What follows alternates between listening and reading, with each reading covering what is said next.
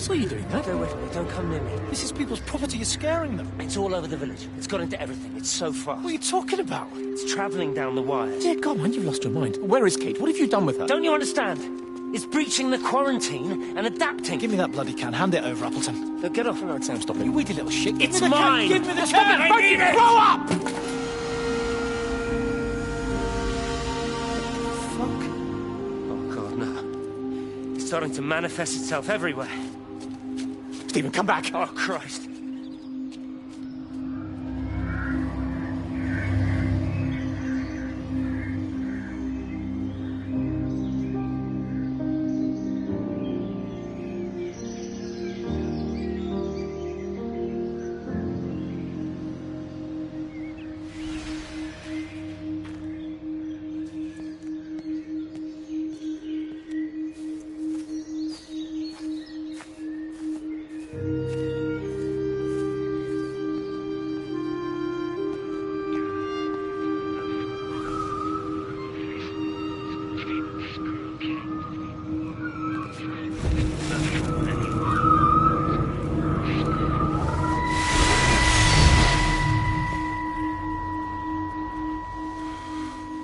Is everything all right? Get out of my way. Where's Kate? Where do you think she is? Stephen, what's going on? Screw Kate. It's all her fault anyway. What's that mark on your face? Stephen! Stephen!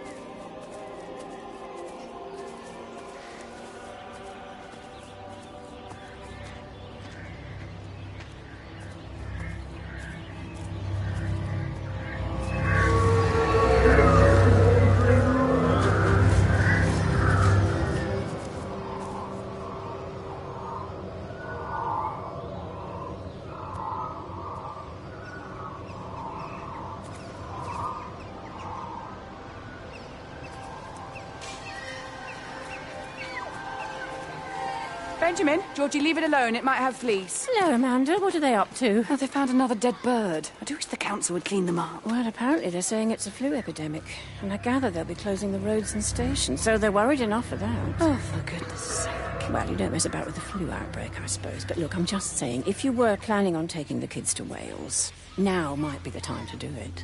Well, thanks, Barbara. I'll have a word with Neil, see what he thinks. Now, George, Benjamin, for God's sake, leave it alone.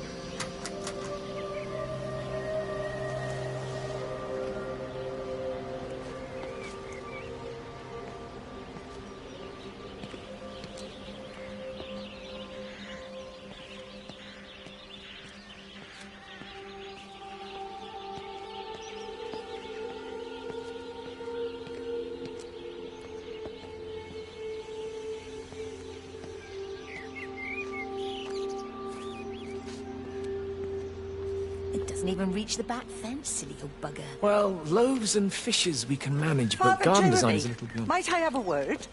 Mrs. Boyles, of course. Meg, will you excuse us, please?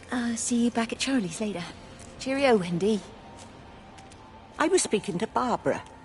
She said there were some irregularities about Mary's morphine. Good grief. Those are private medical records. Barbara should know better than to be discussing that sort of thing with you. If Dr. Wade finds out, he'll have no choice but to suspend her. Damn it, Wendy! Your brother is grieving. Mary was sick for a long time, and I'm glad it's over for her. Go and support Frank. He needs you now. God knows what you did. He sees. I just break and overlook Mary's weakness, but you, a man of the cloth, If you have an issue with- bring shame on this parish. If you have an issue with me, I suggest you write to the Bishop of the Diocese. I have parishioners to attend to. Excuse me.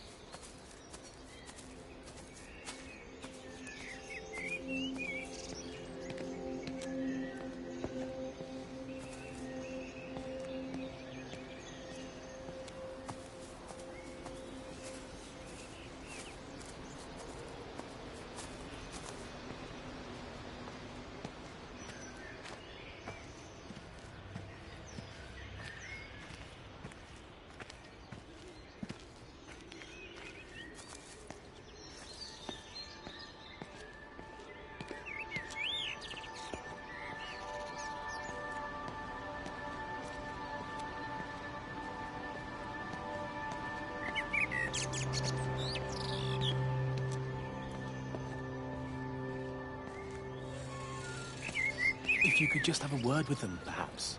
They listen to you. Well, I really don't see what it has to do with me at all.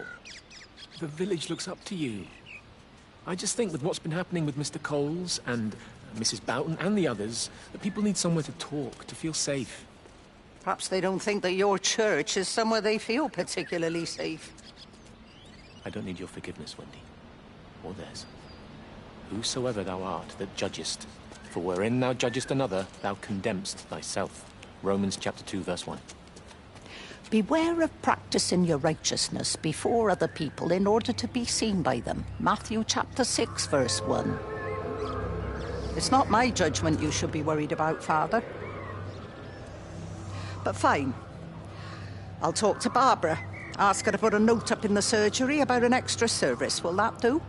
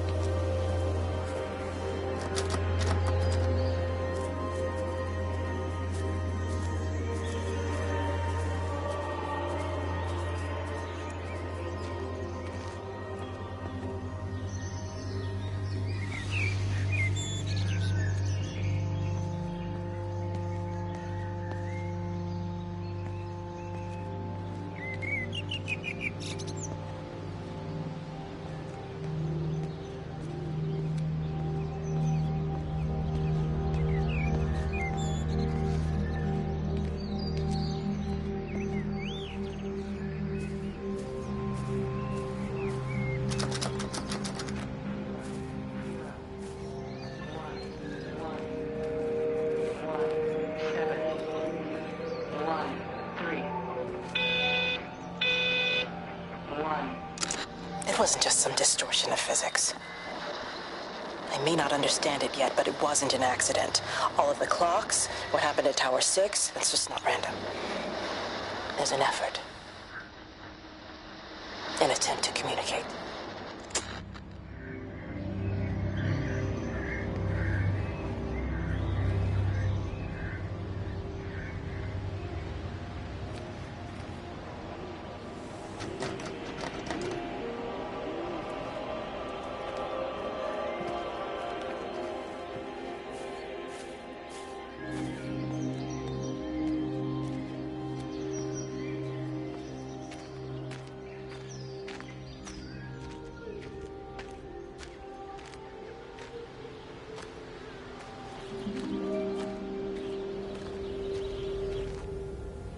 Meg, come and have a look at this. Oh, I don't believe it. Charlie? Jeremy reckons someone had been raiding all the empty houses. He said a load of stuff had been taken. What stuff? It looks like someone's been collecting their own supplies. Bastard. Well, we've got enough stock in the warehouse to keep the entire village going for months. We should get a truck. What, and go and get all of it now? Yeah, why not? It's Appleton. It's that bloody crackpot Stephen Appleton. I'm gonna fucking do him. Sam, it's fine. We better get moving before the weather turns. You come in. We'll swing by the camp and get Rachel on the way back.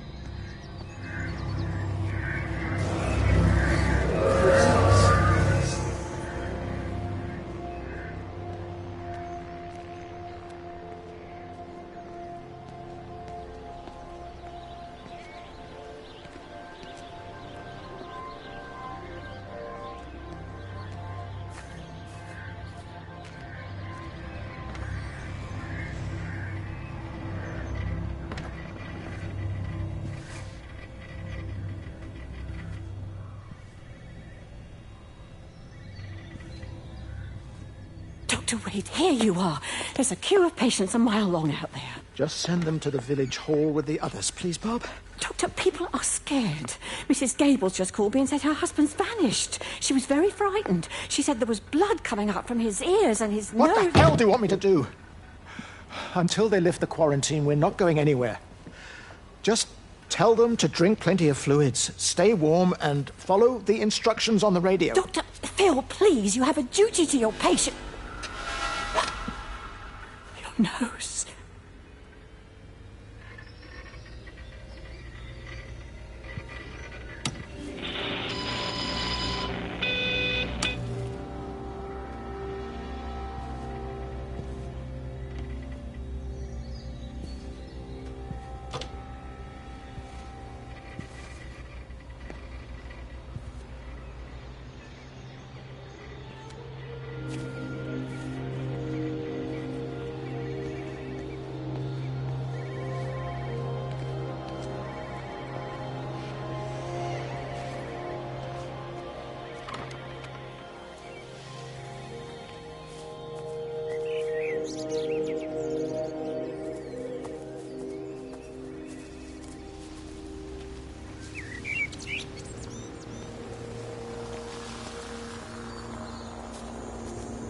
Make a decision, Lizzie. Especially now. I do love him, Father. I love them both. He's married. There are other people involved in this. Oh, I hardly think that anyone's in the position to claim the moral high ground, do you? Well, I take your point about Stephen. and Robert, but I think Kate might see things differently. Do you? I mean, she's not screwing anyone else, pardon my French, but she spends all day and night locked up in that observatory. Stephen says they barely see each other. That's hardly a marriage, is it?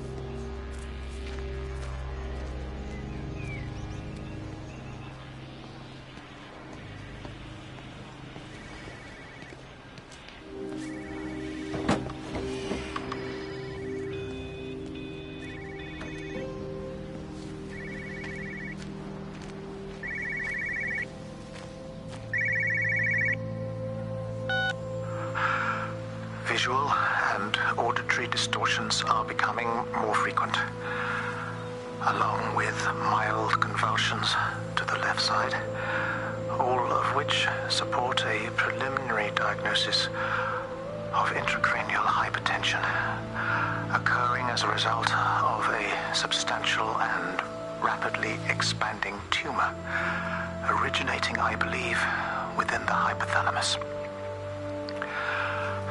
Cognitive functions are currently unimpaired, aside from this crippling headache. Hemorrhaging is becoming more frequent, with darker clots passing through the nasal passages primarily. I believe I am dying. This is certainly not flu or anything else I have ever encountered. And certainly, a tumor cannot expand this rapidly. In the blood clots, I see tiny flecks of what looks almost like, if I had to try and find a description, liquid light. I cannot explain this phenomenon.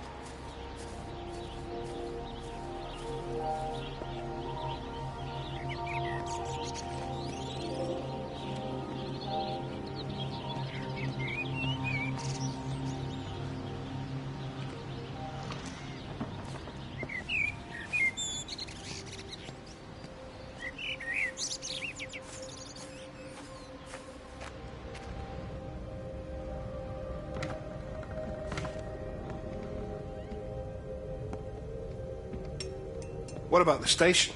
That's shut down too. So there's no way in or out of the valley. They're obviously serious about this flu thing. Phil doesn't think it's flu at all. He said he's been practicing medicine for 30 years and he's seen plenty of flu, and he said this doesn't feel right at all. Well, there's nothing of any use on the radio. Sorry I'm late, everyone. Have you started? Yes, but to be honest, there's not really that much to discuss. This quarantine is in place, there's roadblocks and everything. No one really seems to know anything, but people are definitely missing. More of them too, not just a couple of old biddies. No one's seen the Sullivans since yesterday, and the house is just sitting there unlocked. I just got back from the farm. All of Frank's cows died in the night. He's devastated. Poor man, hasn't he had enough for 1 year? First Mary and now this. Well, if no one's coming in to sort this mess out, we're just going to have to do it ourselves. Barbara, get Phil to do a stock take on medication. Jeremy, put the word out for people to congregate at the village hall. It's best we get everyone in one place for the time being. Good. I'll organise supplies. We'll have a lot of hungry mouths to feed. There's plenty at the depot, but well, let's start with what's here in the village. I'll draw up a rota. Charlie,